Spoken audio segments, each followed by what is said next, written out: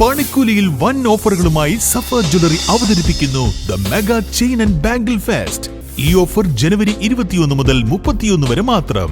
സഫ jewellery.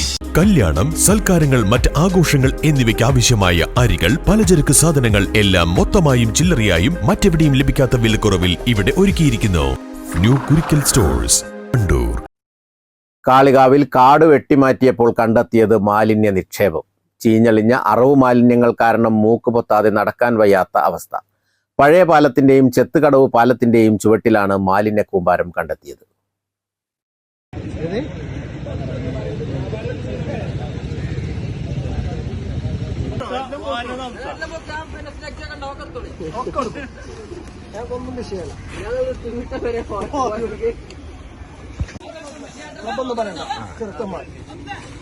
ഒരു കൂട്ടം യുവാക്കൾ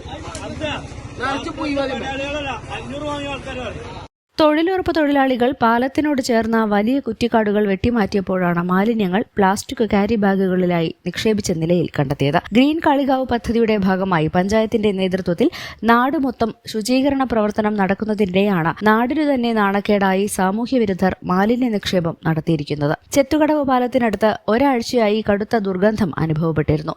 എന്നാൽ കാട് വെട്ടിയപ്പോഴാണ് അറവു മാലിന്യം തള്ളിയതായി കണ്ടെത്തിയത്. കാളികാവിലെ വ്യാപാര സ്ഥാപനങ്ങളിൽ നിന്നുള്ള മാലിന്യങ്ങളാണ് കാണപ്പെട്ടത്.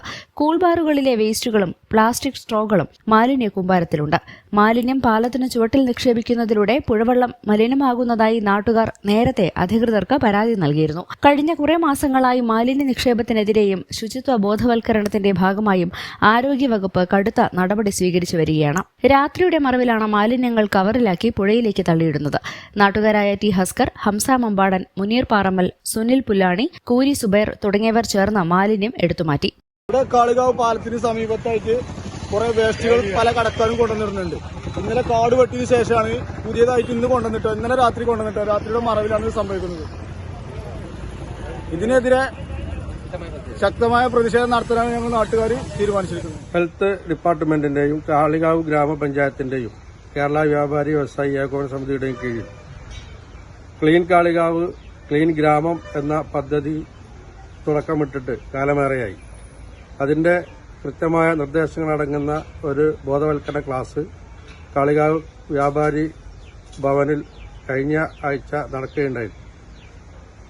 ഒരു കാരണവശാലും കാളികാവിന്റെ പരിസരവും കാളികാവിന്റെ റോഡുകളും മലിനമാകാതിരിക്കാൻ ഓരോരുത്തരും ശ്രദ്ധിക്കണമെന്നും ആരോഗ്യമുള്ള പരിസരം നമ്മുടെ നാടിന്റെ ആരോഗ്യകരമായ ജീവിതത്തിന് അനിവാര്യമാണെന്നും ആ യോഗത്തിൽ കൃത്യമായി സൂചിപ്പിക്കുകയുണ്ടായി.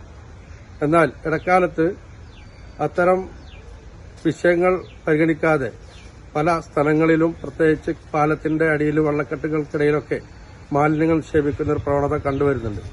വ്യാപാരി വ്യവസായി ഏകോപന സമിതി എല്ലാ അംഗങ്ങൾക്കും അത്തരം പ്രവണതകൾ ഇല്ലാതാക്കണമെന്നുള്ള കർശനമായ നിർദ്ദേശം ഇന്നലെയും നൽകിയിട്ടുണ്ട്.